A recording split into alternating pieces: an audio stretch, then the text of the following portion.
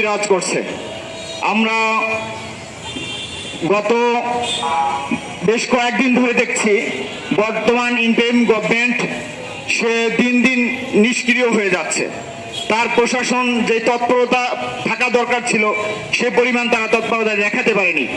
প্রিয় উপস্থিতি, যার ফলশ্রুতিতে আজকে পতিত স্বৈরাচার আবার মাথা নাড়াচাড়া দিয়ে উঠতেছে। প্রিয় উপস্থিতি, এর কারণ কি?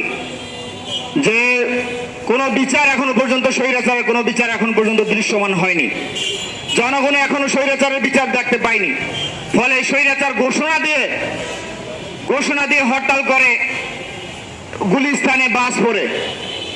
স্বরাষ্ট্র উপদেষ্টাকে জিজ্ঞাসা করা হয় যে হরতাল সম্পর্কে, তিনি বলেন যে আগের মতো সেভাবে জ্বালাও পোড়াও এখন হয় নাই। আমরা এই কথার তীব্র নিন্দা জানাই।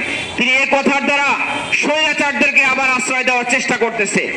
আমরা বলতে চাই, এই দেশের এই মানুষের স্বরাষ্ট্র উপদেষ্টা আপনি, মানুষের জনগণের ম্যান্ডেট নিয়ে আপনারা শপথ গ্রহণ করেছেন, কিন্তু যে পরিমাণ কাজ করা দরকার ছিল জনগণের পক্ষে, আপনারা জনগণের আশার সেই প্রতিফলন ঘটাতে এখনো পারেননি। এই উপস্থিতি, আমরা জানি বর্তমান বাংলাদেশে জাতিসংঘের মানবাধিকার সংস্থা অফিস খোলার যে অনুমোদন পেয়েছে, অফিস খুলেছে।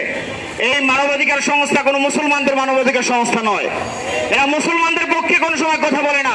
সিরিয়াতে মুসলমান হত্যা হয়, প্যালেস্টাইনে মুসলমান হত্যা হয়, উইগুর মুসলমান হত্যা হয়, ভারতের মুসলমানদের উপরে নির্যাতন নিপীড়ন চালানো হয়, কিন্তু এই মানবাধিকার সংস্থা তাদের পক্ষে কোনো আওয়াজ তোলে নাই।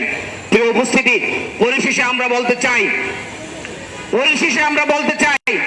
গত কয়েকদিন আগে মাইলস্টোনে যে পরিমাণ শিশু হত্যা হয়েছে, শিশুরা মারা গেছে, শহীদ হয়েছে, এদের দায়ভার বিমান বাহিনীকে গ্রহণ করতে হবে। যারা অসুস্থ অবস্থায় চিকিৎসারত আছেন হসপিটালে, তাদের দায়ভার বিমান বাহিনীকে গ্রহণ করতে হবে।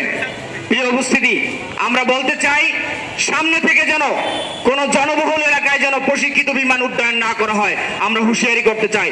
এদেশের আর কোনো প্রাণ জড়াতে চাই না আমরা। এই বলে আমি আমার সংক্ষিপ্ত বক্তব্য শেষ করছি।